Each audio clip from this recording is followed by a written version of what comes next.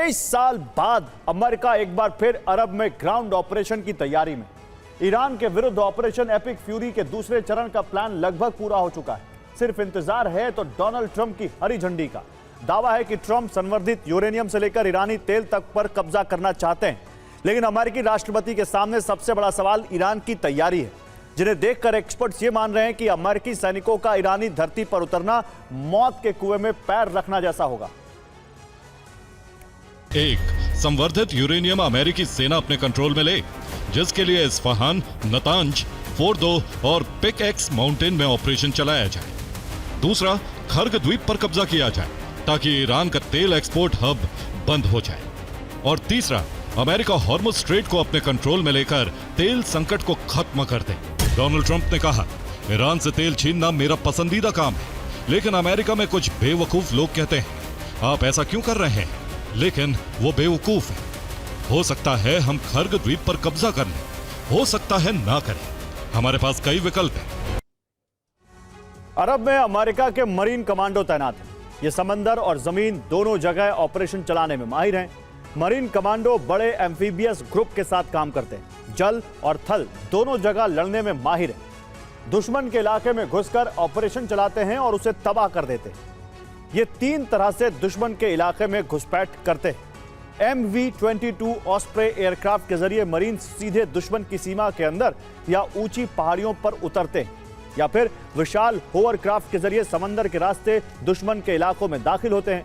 इनके पास amphibious assault vehicle भी होते हैं। ये पानी के रास्ते इनके जरिए भी तटों तक पहुंचकर दुश्मन पर पूरी शक्ति से हमला करते हैं। अमेरिका ने नेवी सील्स को अरब में तैनात किया है। ये बेहद सीक्रेट ऑपरेशन में माहिर होते हैं। हालांकि ये बड़े युद्धों में सीधे शामिल नहीं होते, ये सिर्फ छोटे लक्ष्यों को टारगेट करते हैं और काम पूरा होते ही गायब हो जाते हैं। ये दुश्मन के इलाके में समंदर के नीचे छोटी पनडुब्बी के जरिए पहुंचते हैं, या फिर रात के अंधेरे में रबर बोट के जरिए भी दुश्मन सेना के तट से होते हुए घुसपैठ करते हैं। ये पैराशूट के जरिए आसमान के रास्ते भी दुश्मन के क्षेत्र में दाखिल होते हैं, लेकिन इनका तरीका बेहद खास होता है। ये बेहद ज्यादा ऊंचाई से कूदते हैं और जमीन के बेहद करीब आकर पैराशूट खोलते हैं ताकि दुश्मन की नजरों से बच सके।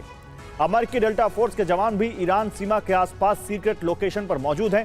डेल्टा फोर्स में सेना के अलग अलग विंग के सबसे बेहतरीन सैनिक शामिल होते हैं। बंद कमरे और इमारतों के अंदर लड़ने में माहिर होते हैं। ये अमेरिकी सेना के सबसे हाईटेक उपकरणों से लैस होते हैं। डेल्टा फोर्स के जवान ज्यादातर दुश्मन के इलाके में आसमान से दाखिल होते हैं। अमेरिका की 82वीं बटालियन के एयरबोर्न पैराट्रूपर्स की भी ईरान के आसपास तैनाती है। ये अमेरिका की क्विक रिएक्शन फोर्स है। दुश्मन के एयरबेस और नेवल बेस पर कब्जा करने में माहिर हैं। दूसरे सैनिकों की सुरक्षित लैंडिंग का रास्ता तैयार करते हैं। सैनिकों के आने तक इलाका सुरक्षित रखते हैं। ये पैराशूट के जरिए लैंड कर दुश्मन पर सरप्राइज अटैक करते हैं। हाल ही में सेंटकॉम चीफ ब्रैड कूपर तेल अवीव पहुंचे थे, जहां उनकी IDF चीफ इयाल जमीर से मुलाकात हुई। इस मुलाकात में इजराइल के दूसरे टॉप जनरल भी शामिल हुए।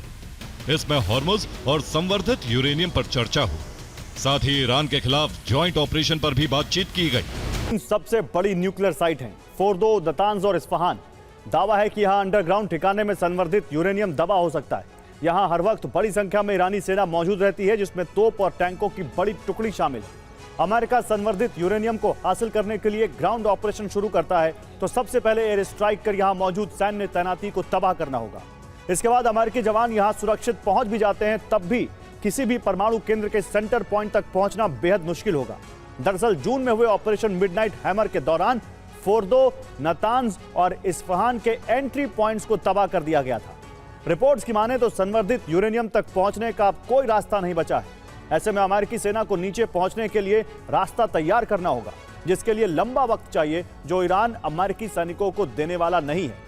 दावा है कि नतांज परमाणु केंद्र के पास मौजूद पिकैक्स माउंटेन के नीचे भी संवर्धित यूरेनियम का बड़ा हिस्सा मौजूद है। पिकैक्स माउंटेन स्टोरेज को सुरंगों के जरिए नतांज यूरेनियम एनरिचमेंट प्लांट से जोड़ा गया है। इसके अंदर जाने के लिए एक प्रवेश द्वार भी बनाया गया है। पिकैक्स माउंटेन की ऊंचाई 5000 मीटर है। इसकी तलहटी में 328 फीट नीचे यूरेनियम का स्टोरेज एरिया बनाया गया है। इसी एरिया में ईरान ने संवर्धित यूरेनियम रखा है। माना जा रहा है कि अमेरिका स्पेशल ऑपरेशन चलाकर इस यूरेनियम को यहां से निकालने की तैयारी में है, लेकिन उनकी चुनौती जमीन के नीचे बड़ा सुरंगों का बड़ा जाल है। जमीन के नीचे बना इन सुरंगों में बड़ी संख्या में ईरानी सैनिक छिपे रहते हैं। अमेरिका के पास सुरंग के रास्ते स्टोरेज एरिया तक पहुंचने का कोई मैप मौजूद नहीं।